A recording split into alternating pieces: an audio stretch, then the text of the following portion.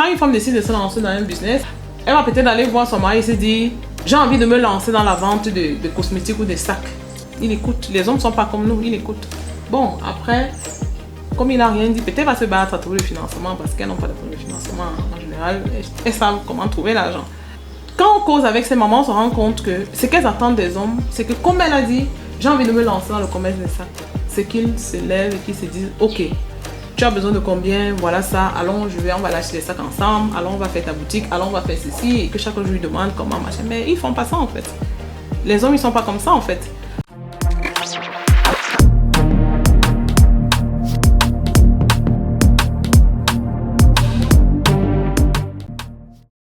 Alors, on va maintenant aborder un aspect, j'imagine c'est un aspect personnel, c'est même d'ailleurs cet aspect-là qui a motivé la création du nom Startup Maman.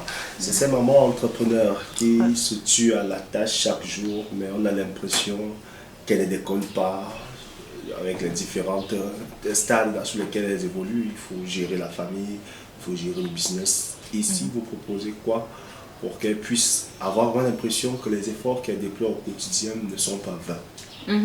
Alors clairement, oui, la question des mamans entrepreneurs, c'est un gros sujet. En tout cas, ça a été notre début, ça a été notre cible principale pendant longtemps. Et on continue à les accompagner aujourd'hui. Et le constat qu'on peut faire clairement pour répondre à ça, pourquoi est-ce que les mamans n'évoluent pas? Les mamans n'évoluent pas clairement parce qu'elles ont un gros problème de mindset.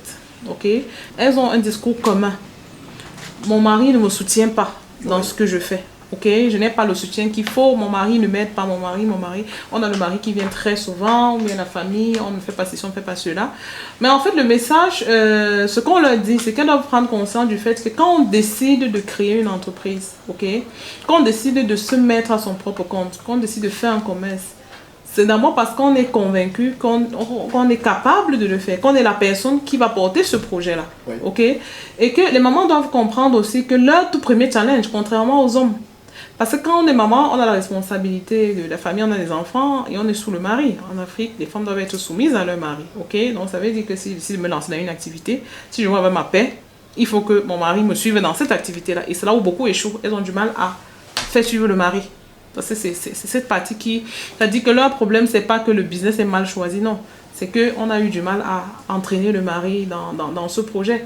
Donc, ce qu'elles doivent comprendre, en fait, pour survoler un peu, c'est que quand tu décides de te lancer en tant que maman ou en tant que femme tout court, parce que même celles qui ne sont pas encore maman aujourd'hui, elles vont le devenir avec le temps. En Afrique, on n'est pas maman seulement parce qu'on a accouché. En Afrique, on est maman par nature. Parce que même si tu n'accouches pas, tu as les enfants de tes frères et sœurs que tu vas devoir élever. Et c'est une responsabilité, ça fait de toi une maman. Donc, c'est de comprendre que quand tu décides de lancer une activité commerciale, bref, tout ce qui doit rapporter quelque chose, c'est de prendre conscience que ton premier client, d'abord, c'est ton mari. La première personne à qui tu dois être capable de vendre ça, c'est ton mari. Ok? C'est la première personne. Si tu n'arrives pas à le convaincre, ce sera très compliqué. Tu n'arrives pas à lui vendre ce projet-là, tu n'iras pas très loin, en fait.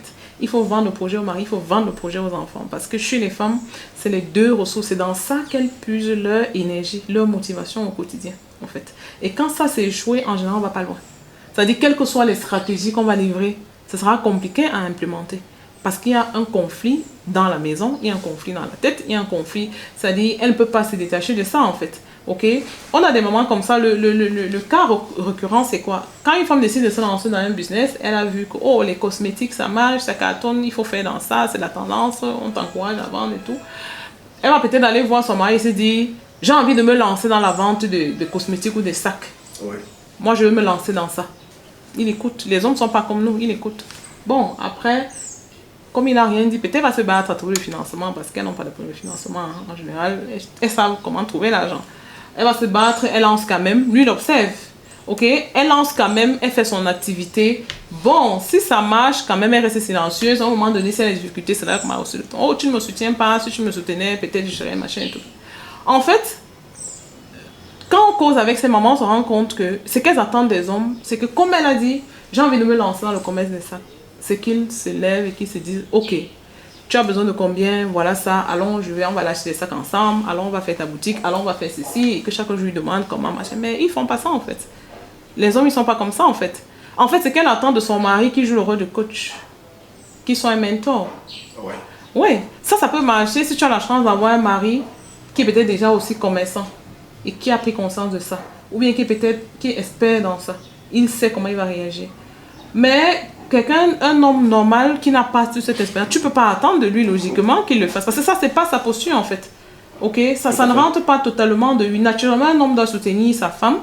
Mais là, quand tu décides, elle doit vraiment comprendre, quand tu décides de devenir entrepreneur, c'est un autre spectre que tu ramènes dans la relation en fait. Ok, donc aujourd'hui, ce qu'elle devrait comprendre, c'est que si tu as une idée d'entreprise, vois ton mari comme un client que tu dois convaincre. C'est ton premier entraînement en fait. Les maris, eux, par contre, quand on cause avec eux, pour lui, il se dit, il ne voit même pas la valeur de ce qu'elle propose. Parce qu'en général, quand tu dis, je veux me lancer dans les sacs, je veux vendre ceci, ça ne veut rien dire, en fait. Ça ne veut rien dire. Autant pour le mari que pour les enfants, ça ne veut rien dire pour personne. Mais pour elle, l'idée est dans son cœur, pour elle, elle a tout dit. Mais en fait, ça ne veut rien dire. Ça ne veut rien dire parce que lui, le mari, quand il regarde la femme, c'est une partenaire de vie. On a une famille à faire grandir. On a des enfants à nourrir. Ok? Lui, il a déjà un boulot prenant. Il doit ramener. Donc, en fait, chacun est supposé être une solution pour les challenges qu'on a à surmonter. Donc, quand toi, tu viens dire « je veux vendre des sacs », le message ne passe toujours pas. Parce que lui, à son niveau, il fait une activité qui lui ramène de l'argent qui permet de contribuer pour le loyer, pour l'alimentation, pour ceci. Donc, quand tu dis que tu viens parler de business, pas d'argent, en fait. Le détail financier, ça manque. Elle n'en parle jamais. Et elle n'en parle pas parce qu'elles-mêmes ne savent pas. Donc, ça veut dire qu'elle ramène des projets en état d'embryon devant les maris. Parce qu'elles oublient, en fait, tu peux dire ça à une copine, mais devant le mari, en fait, lui ne peut rien faire avec l'information que tu lui as donnée. Mais par exemple, de venir dire au mari que j'ai étudié tel secteur d'activité, j'ai vu que si je me lance dedans en investissant seulement 50 000, il y a de fortes chances que je me retrouve avec près de 120 000 francs tous les mois. Et ça va nous permettre de résoudre tel problème. Alors là, ça devient intéressant. On pique au vif sa curiosité. Voilà. Le mari, non mais, il va dire, raconte-moi bien.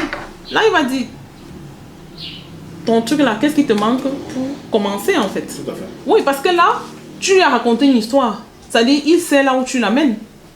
Ok? Il se dit, mais elle est en train de me dire que il y a de fortes chances que le problème de, je sais pas moi trop quoi qu'on a, que la maison qu'on construit soit... qu'on est en train de construire là, il y a de fortes chances que peut-être soit capable de toller ça. Lui, c'est comme ça en fait que les hommes comprennent. Et ça, c'est ce que les mamans doivent apprendre en fait. C'est que les femmes en général dans le business doivent apprendre. Parce que c'est quand même dommage de remarquer aujourd'hui que le business vient détruire beaucoup de couples. Pourtant, l'entrepreneuriat, quand on décide de se lancer, ça devrait venir consolider, pas détruire. Parce qu'un business, c'est quoi? Une entreprise, c'est... Quand on décide de créer une entreprise, c'est qu'on veut rentabiliser les capitaux investis. Quand on rentabilise les capitaux investis, ça vient soutenir la famille. Ça vient augmenter le confort. Ça vient donner des options, des possibilités de faire plus ensemble. Mais ça ne vient pas séparer les gens. Pas dire deux personnes qui étaient mariées, vous disiez bien, vous n'avez pas de problème. Pourquoi est-ce que parce que quelqu'un a décidé de se lancer dans une activité, ça va devenir que, en fait, il ne m'a jamais aimé? Ça n'a pas de sens, en fait. Ça n'a pas de sens parce qu'il y a beaucoup de divorces qu'on observe aujourd'hui. Si on avait enlevé l'épisode entrepreneurial, les personnes seraient encore ensemble. En fait, c'est juste parce qu'il y a quelqu'un qui a mal géré le nouveau statut. Parce que il faut bien comprendre, surtout chez nous en Afrique, en fait, on sous-estime beaucoup de choses. En fait, on passe rapidement d'un statut à l'autre sans bien se renseigner sur ce que ça entraîne comme conséquence. Parce que comme c'est pas physique, le problème c'est que nous, on est très physique en Afrique. On est très focalisé sur le physique. On ne croit qu'à ce qu'on voit. On ne considère que ce qu'on peut toucher. Ok? On ne voit pas toujours les dégâts sur le plan intellectuel, les dégâts sur le plan sentimental. C'est pareil pour les enfants. Nous, on a eu des clientes qui nous disent, maman qui dit, ah, elle a remarqué que depuis qu'elle a commencé son activité, les enfants sont malades tout le temps. Que vraiment les enfants sont aussi. Ça, c'est les termes qu'on entend. Oh, les enfants, ils ne veulent pas mon évolution, ils ne veulent pas que je machin. Mais en fait, tu dis, mais toi, tes enfants là, avant que tu ne fasses ton activité, vous avez quel mode de vie? Ah, je faisais tout pour eux. Maintenant qu'elle veut faire un truc pour moi, je dis que mais ils n'ont pas été préparés à ça. Si on est maman et qu'on se dit, bon, le matin, je dépose les enfants. Quand ils rentrent, j'ai déjà préparé. Hein, je leur donne à manger, on fait les devoirs. Pour eux, c'est une belle vie. C'est une vie équilibrée. Bon, maintenant, parce que j'ai décidé de me lancer dans la commercialisation de X ou Y, ça veut dire que désormais, je les dépose, je m'en vais faire mon activité. Peut-être je leur prends, je reviens avant qu'on prépare ensemble. Ok, ils ne viennent plus trouver qu'on a préparé. Ça veut dire qu'on est tous dehors. Je leur prends, je reviens, on prépare ensemble. Donc, ils doivent attendre avant de manger. Donc, ils mangent beaucoup plus tard. Peut-être après, on est fatigué, on ne fait même plus les devoirs. L'enfant se retrouve à l'école, on le gronde parce qu'on n'a pas fait le devoir, parce que maman était fatiguée et tout ça. Donc, on a modifié le mode de vie de toute la famille, mais on n'est pas conscient de ça. Et en fait, quand il y a des répercussions, on est un peu étonné que, mais en fait, il ne veut pas me soutenir. Non, le problème, c'est pas ça. Et le problème, c'est que les mamans aussi, elles ne le font pas exprès. C'est-à-dire, elles sont focalisées à résoudre un problème. Je veux faire quelque chose qui me plaît. Ok, en fait, l'idée, c'est je veux m'épanouir aussi financièrement. L'objectif, c'est beaucoup de mamans qui se rendent au commerce, c'est pour gagner de l'argent, en fait. Parce que tous les argents qu'elles gagnent, en général, ça rentre dans la famille. Quand une maman a l'argent, elle investit d'abord sur le mari et sur les enfants avant de penser à elle. Ça, c'est connu. Ok, mais c'est la méthode, en fait. Ce qui leur manque, c'est le savoir gérer cette transition de statut-là. Ok, et c'est ça qui finalement, ça ramène la famille là où on n'avait pas prévu.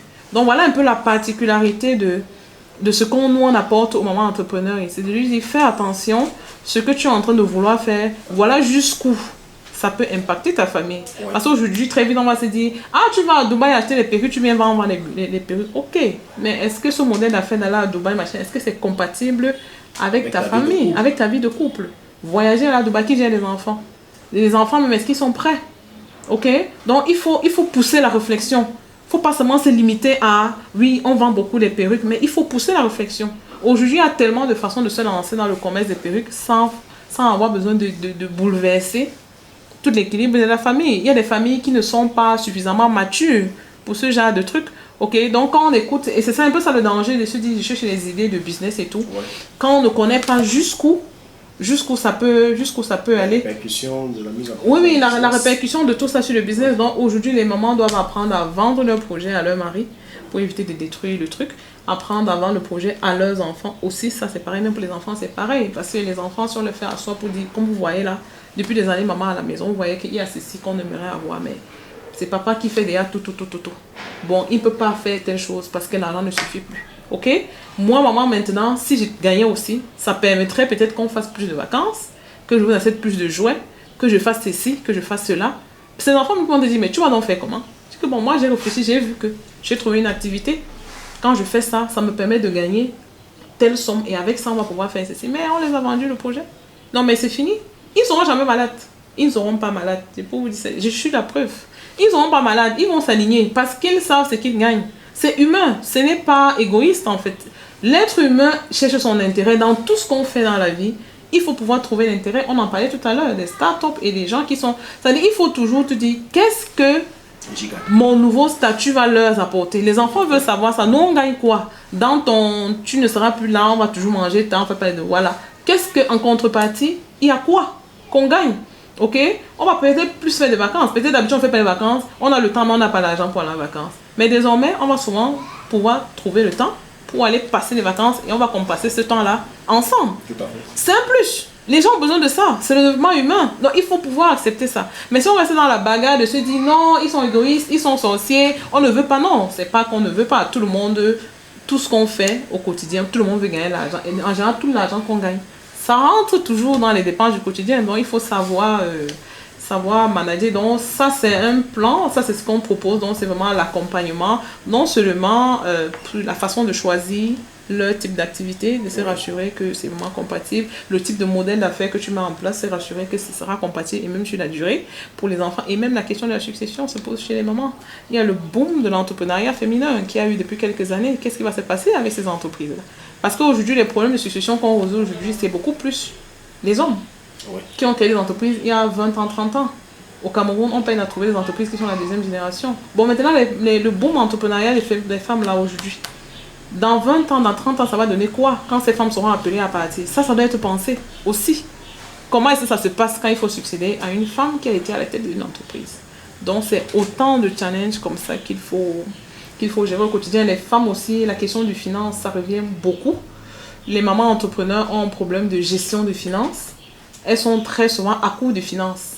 Parce que c'est connu, dès que les mamans ont l'argent, pour des raisons émotionnelles, on met dans le business. C'est-à-dire, si j'avais l'argent de la maçonnerie, si l'enfant a un petit problème, on n'hésite pas, on va le soigner.